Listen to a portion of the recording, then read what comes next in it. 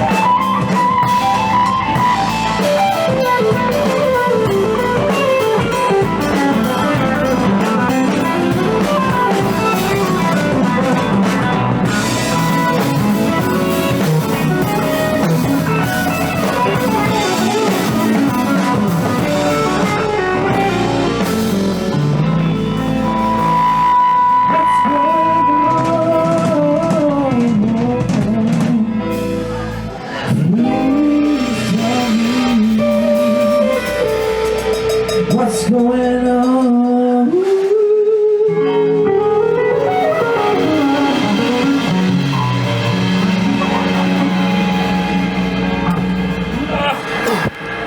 if you said, all right, there's this thing that's not really tweed, not really blackface, it's a 62 sort of brown face super reverb with two 4x10s. I don't know, to me it seems like, well, that's kind of a how's that going to work sort of situation. So anyway, I gigged it last night. Anthony was there, right, Anthony. Paul was there, right, Paul, and Andy was there, and his wife. And yeah, so reports back are that the Andy said it sounded fine. Anthony said it sounded good, sweet, and Paul said it sounded good and sweet as well. So there is a little bit of an element to this, and I kind of said to Andy, like, and this is the same thing I said to Mick from that pedal show. He asked me what I thought when I played his 2-Rock TS1, and it's kind of like, once you're playing on stage, it's like an amp's an amp to some extent. But anyway, looking back at the footage and my feeling playing it at the time was, this is feeling pretty good. I want to just check some of these things like back now in this video and just see how I feel about it.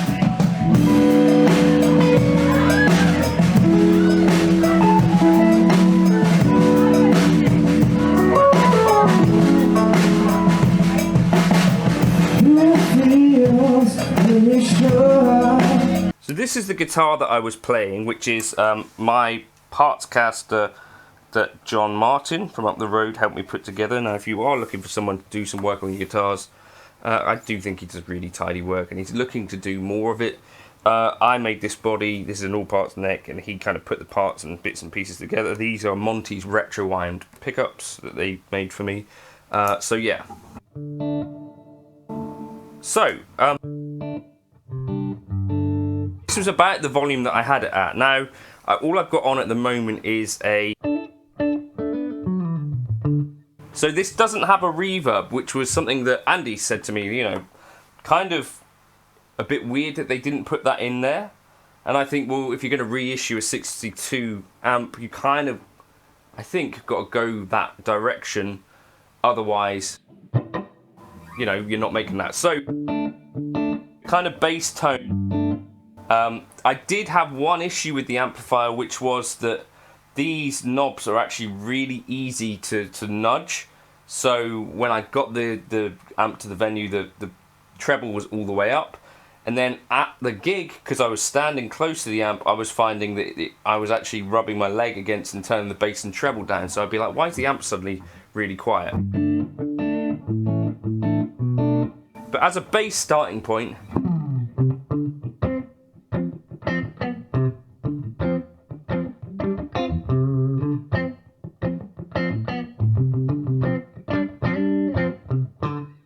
okay, and then if I was into my Deluxe Reverb, probably on that gig I might have had it about this kind of volume.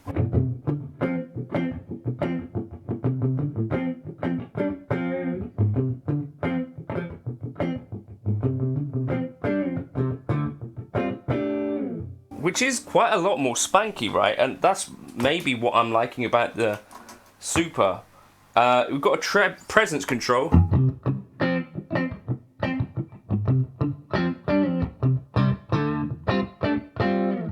So that's on 5 on the volume. The Deluxe Reverb is probably on between 2 and 3.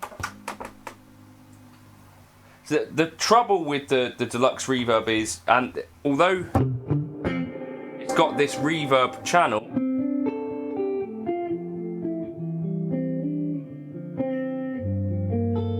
I don't typically tend to use it because it's a little bit brighter and doesn't take pedals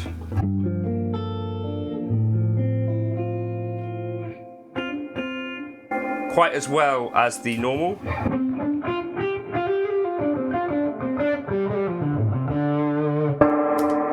So that's the Dude, which I was using for solos. And into the Super Reverb, what I found was that this was just super.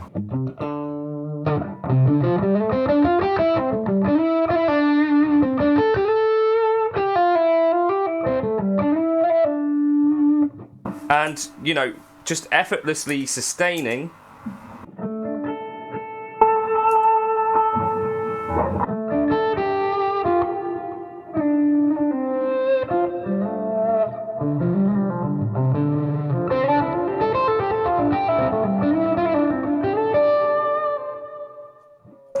And I think, on balance, do I prefer that to the Deluxe Reverb? I think probably.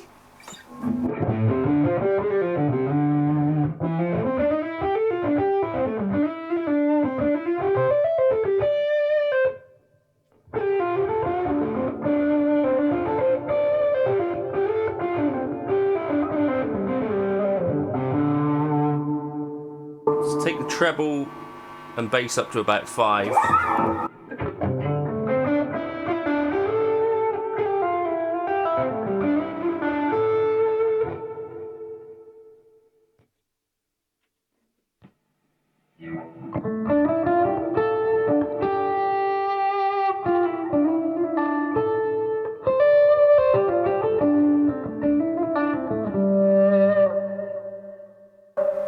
The other cool thing about it is I can take the volume down. It's like a little bit more.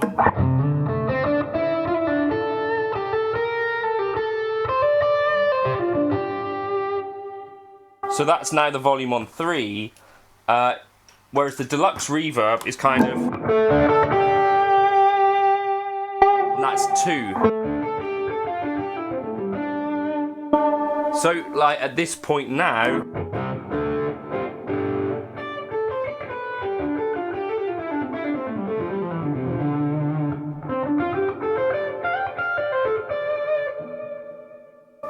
I find like, just this is maybe,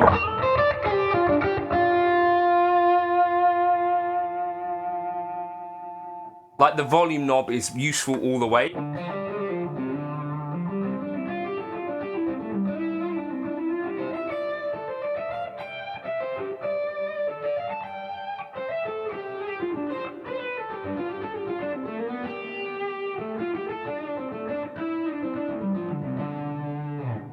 As well as like it's sounding to me. So now at under 2, it's kind of nothing.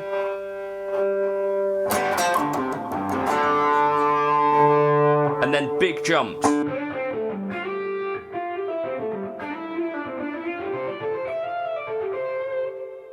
And yeah, so I think at home I'm kind of confirming what I felt like on the gig, which was maybe this might have been the happiest I've ever been.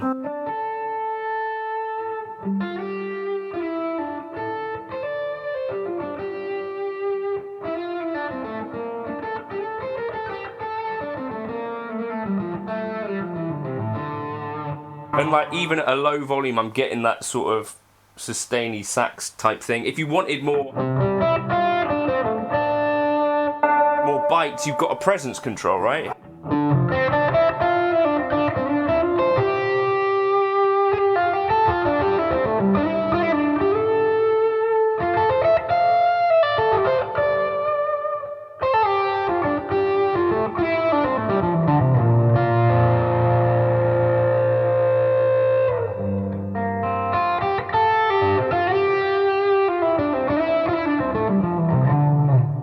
I don't know, is there any science to the idea that with an extra speaker you're able to get feedback easier? Is that a thing?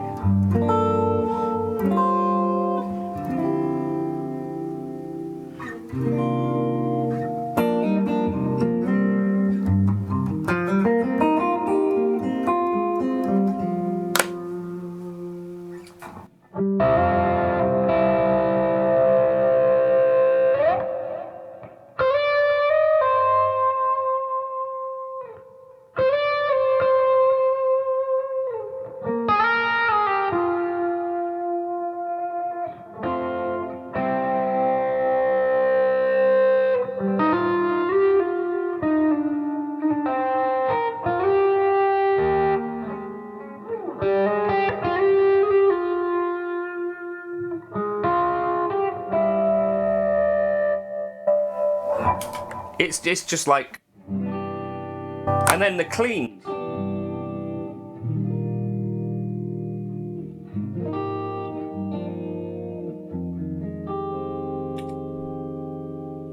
What about like a mid-ish boost?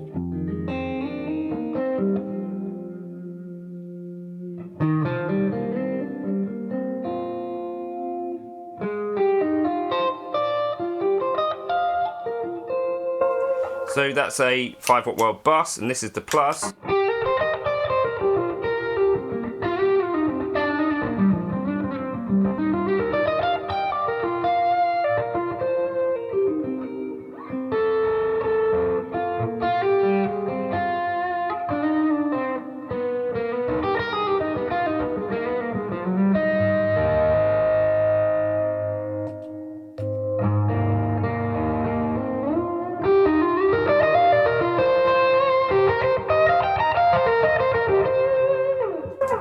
Now I don't know that necessarily.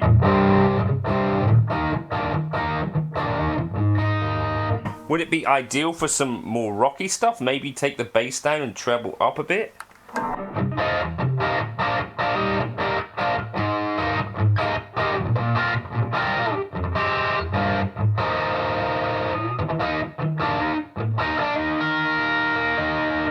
I don't know, maybe a bit barky for that kind of thing. Like I would, with this, I've got an EQ pedal here.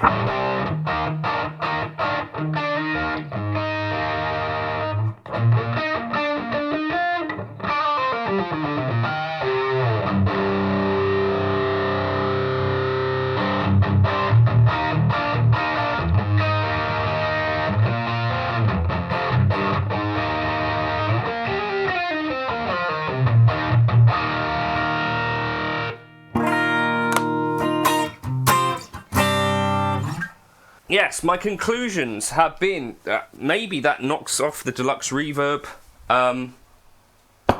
It doesn't have a reverb, which is maybe like a little bit of a thing that some of you guys might really like, but to me, the Deluxe Reverb makes most sense on the normal channel anyway, so I don't normally have access to that reverb because I just feel like that normal channel takes pedals better. Oh, and I didn't even show you the super addictive harmonic trem, which is foot switchable with this little brown guy and does that beautiful ramping up thing.